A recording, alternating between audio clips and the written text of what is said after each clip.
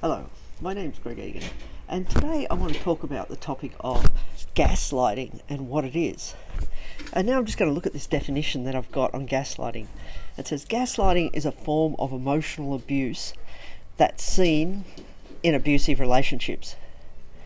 It's the act of manipulating a person by forcing them to question their thoughts, memories, and the events occurring around them. A victim of gaslighting can be pushed so far they even start to question their own sanity. Now let's start to look at some of the signs of gaslighting. Now some of the sort of points that I've picked out looking around is that some of these signs could be that you're no longer feeling like yourself. You're being anxious and you're starting to decrease in your self-confidence. You're wondering if you're being oversensitive in the relationship. You're questioning your own memories and version of events and start to question your own reality during the relationship.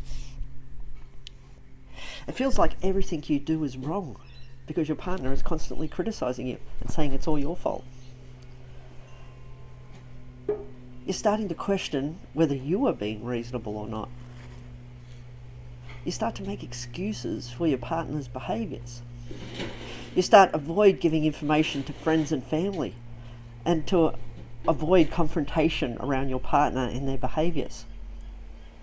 You start to feel isolated from your family and friends.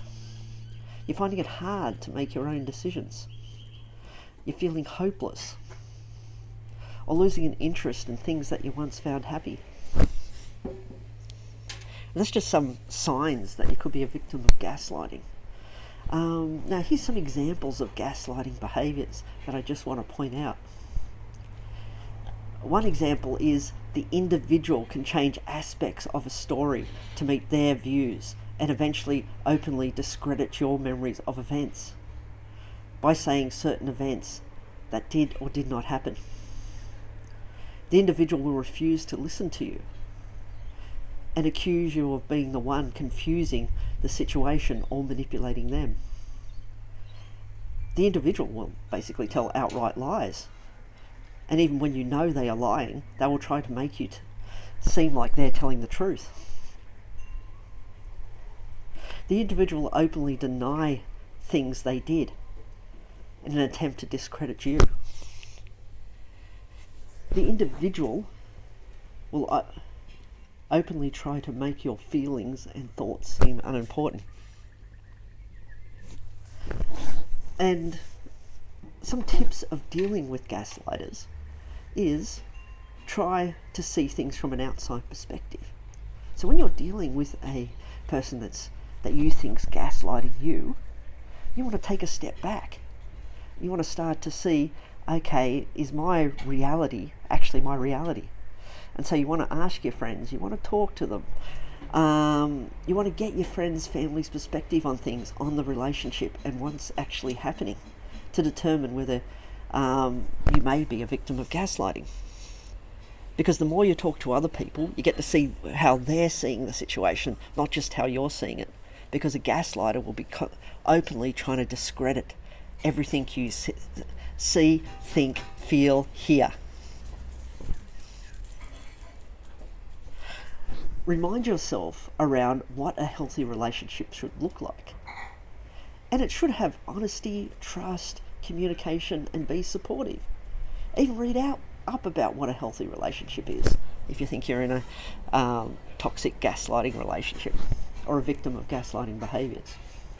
You have to decide whether the relationship is worth saving or it's actually good for your mental health.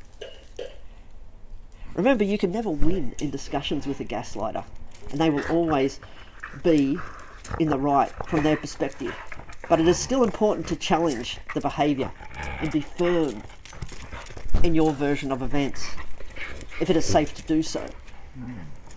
If you're choosing to remain in the relationship, be willing to leave conversations, as the goal of a gaslighter is to argue with you to make your question and your version of events. And I've just had the dogs really interfere with me at the back here, but such is life when you're doing videos in the background. The best way to win against a gaslighter is to disengage from them. Understand that you are not responsible for their behaviours. Start journaling. Like using to write email. I used to write emails to myself about what was happening to me, and then later reflect upon them so that I could reflect upon them and talk to my friends, family and events. Keeping a diary and emailing this to yourself is not only good to remind yourself of what actually happened, but also if you needed to go down a legal pathway later, you have it all there, date and time stamped. Focus on self-care and looking after your own health. Maintain your social supports, as this will be important in looking after your mental health. Create a safety plan if you need to exit the relationship and you feel that the risks are too high. But anyway, if this information was helpful, or if you've got any examples or questions around what gaslighting is, please leave your comments below. Okay, thank you for listening. And if you like this video, hit like and subscribe.